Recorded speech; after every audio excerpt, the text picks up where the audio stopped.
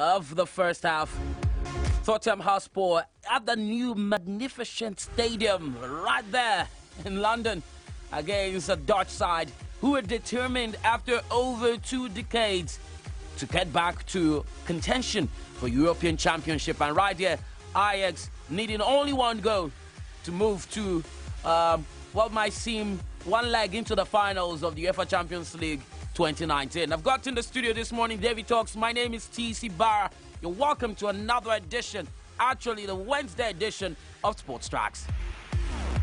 David sporting a sportswear this morning, Norden, and yesterday we were in his office yesterday morning when that goal came and David just walking. You know, say Tottenham don't score. What a way to describe it. Yeah, absolutely. Good morning, TC. Good morning, listener. Wonderful game of football at the Tottenham Hotspur Stadium last night. But now the home team face a daunting task to keep their Champions League hopes alive after Ajax secured a crucial advantage in the semi-final first leg. What a goal by Donny van de Beek. In fact, 2 Ajax players just drifted in and Tottenham Hotspur unaware of the darts there, and that cost them.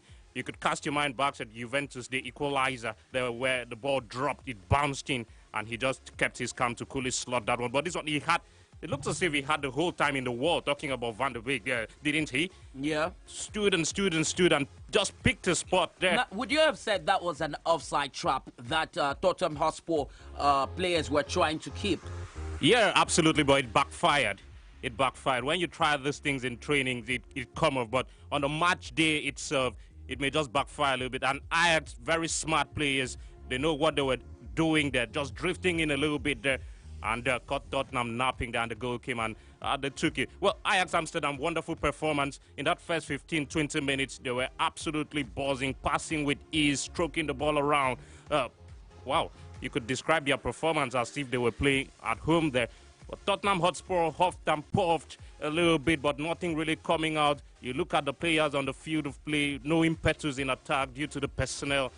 And you say, wow, Son Heung-min was a big miss, as well as Harry Kane. What about the defender who had that injury in the first half of the game? Toby Alderweireld, that was a massive blow to them there. But the big question is, why let this player continue to play for some minutes before you pull him out? So the welfare of the players are coming into questioning now how Tottenham treat their players. Toby should have been substituted immediately. He was engaged in that collision. I was surprised he was left to carry on. Well, it was a game that saw Tottenham Hotspur fall at their new Tottenham Stadium yesterday. It was a sad encounter, but Mauricio Pochettino is still very positive and upbeat that, you know, the second leg will be very important. Yes, decisive, but Ajax has an away goal to the advantage. However, what happens when Tottenham gets to travel to Amsterdam? In the next fixture of the game, that's going to be in a week's time. In 7 days, or 6. How does that pan out? Well, I thought the best thing Mauricio Pochettino has said is what he said last night. He just needs to be upbeat there, keep his players going. If you look at it, to start with, Tottenham needed to score at least a goal to qualify and move into the final, or else both ties were ending in a goalless draw and it goes into penalty. So whichever way you want to look at it, they needed to score goals. So 2 goals in Amsterdam would see them through on away goals. That is if Ajax do not reply. So they still need to score a goal to go through. And hopefully Son Heung-min back in after the second suspension. After the suspension. But the possibility of having the striker and Harry Kane available, that seems very, very, very, it seems like a wishful thinking. Far-fetched. So we'll look to see how the second leg pans out. But the home team also solid at home. But you look at their record in terms of results. They've not really gotten results at home. Beaten by Real Madrid 2-1, a 1-1 draw against Juventus, a 3-3 draw against Bayern Munich in the final game of the group stage. So it's not as if they've blown teams away in Amsterdam. But it's just that crucial goal they've gotten at Spurs now. They can hold on to it because a possession-based team could just pass the ball around. So it depends on how Spurs are going to approach the game. So we'll look to see how the second leg pans out. But it promises to be exciting. English sides have lost just 3 of their past 30 home matches against Dutch opposition in European competition. Sports accounting for 2 of those defeats also in March 2008 against PSV. Ajax have won their past 4 away games in the Champions League, having failed to win any of their previous 12. Now this game. what we have in hand today. Just before we go over, I probably will just leave that one, for later on in the show. But let's move on to, to the Italian Grand Prix, where Monza has secured the race until 2024. A Formula One statement was put out, reached an agreement in principle for a new 5-year deal. Now, the race organizers, Italian Automobile Club, said he has agreed that the economic aspects of the contract, they've reached some sort of agreement there. The length and the cost of a new contract have been agreed. Now, the deal hasn't been signed yet, no pen to paper. The news is a boost for Formula One, as not only does it protect the future of its longest-serving circuit, Italy, the British, the Spanish, the German, and the Mexican Grand Prix are all in doubt for 2020 as a result of deals that expire this year.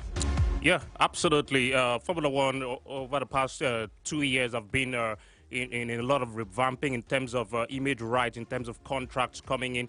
Even at the Vietnam capital, there was a deal struck there, so we'll be seeing Formula One in Vietnam come 2020. The Italian Grand Prix at Monza, one of the grounds there that is big and massive there for Ferrari. That's where they dominate. Surprisingly, the last time out, Mercedes won on that Grand Prix, and that was a period you could begin to see that Sebastian Vettel was drifting away from the title there. So we'll look to see how these deals continue to affect the sports positively.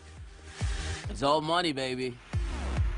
All right, just before that, tell you that Vietnam will make its debut on the Formula One calendar next year with a race in the capital, Hanoi. And Formula One is keen on the race in the Netherlands, as the historic Zandvoort track that last hosted a race in 1985 to leverage the huge fan base of Red Bull's Max Verstappen in his home country.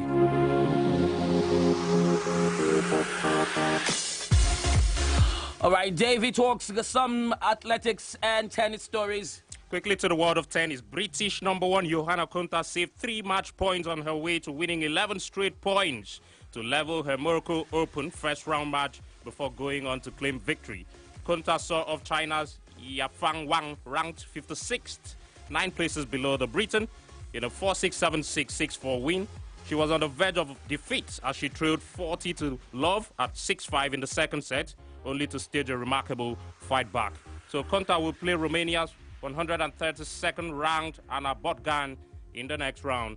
And now to athletics. A World Anti-Doping Agency team has retrieved 2,262 samples from the Russian Anti-Doping Agency's Rusada laboratory in Moscow. It follows the retrieval of data from the laboratory in January. So that visit was a condition of Russia's reinstatement in September 2018, ending a 3-year suspension following a scandal over state-sponsored doping. Well, Russia in the limelight there since 2 or 3 years ago about state-sponsored doping. It hasn't gone away, has it? Terrible situation for them, and I'm sure the Americans would want to hold them by the collar there, insisting that, the answer to every question. Remember when they had that revealing information on the internet by a group called themselves Beer?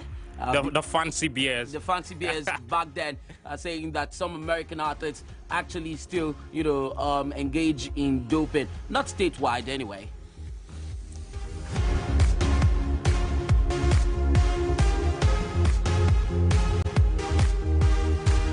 Of course, the under-20 ahead of the World Cup are in camp.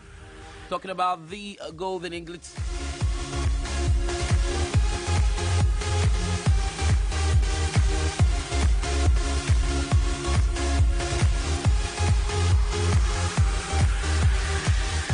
We'll continue to monitor, of course, bring you details of some of their pre-match friendlies later on this evening. That's going to be midweek sports rail.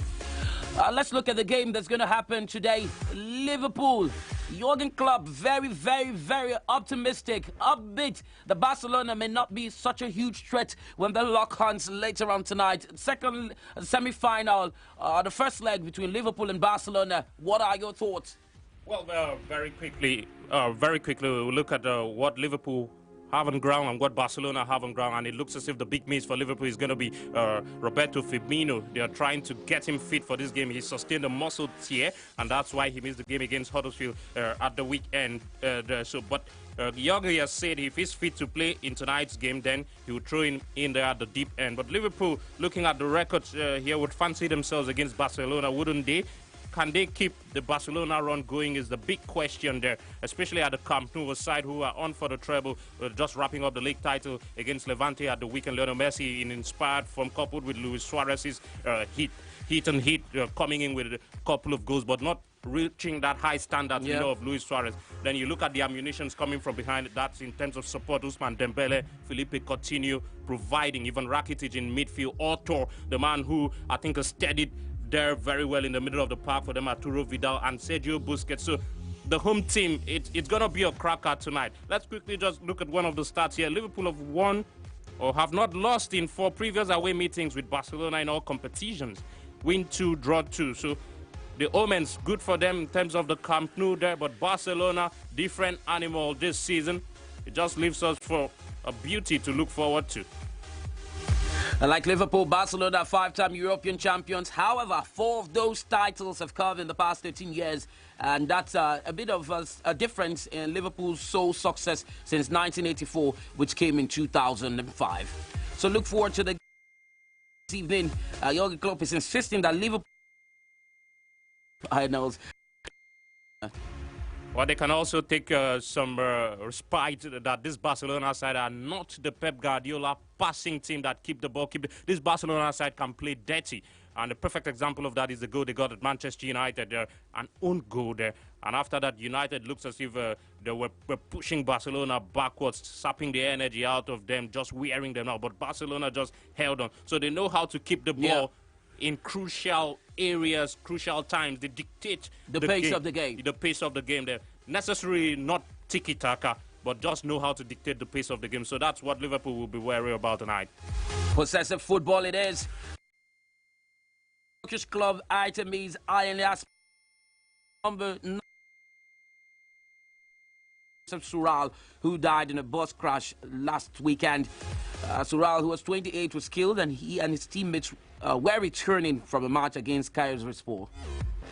The number 90 jersey has been retired on the decision of board directors, according to their Twitter handle. Day of the month of May. Happy new month to you. Thursday. That jockey Chris Atley ended the record of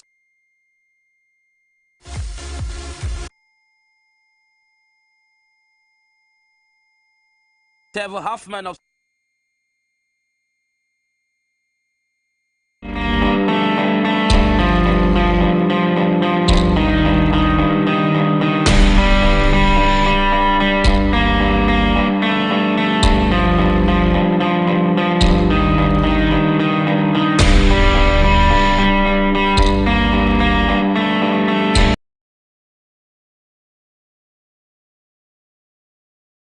well, stay at home, and if you have to go out, make sure you play it safe, right? Yep. Good luck to Liverpool fans all over the world and Barcelona. Yeah, indeed. My name is Tici, Barrah, voice on the radio. Davidtalks, thank you very much for being such a superb companion this morning. It was a pleasure to talk sport here. Well, Morning Spice continues right here on Flow 94.9 FM. The family man, Winnie Jackson, will be with you in a bit.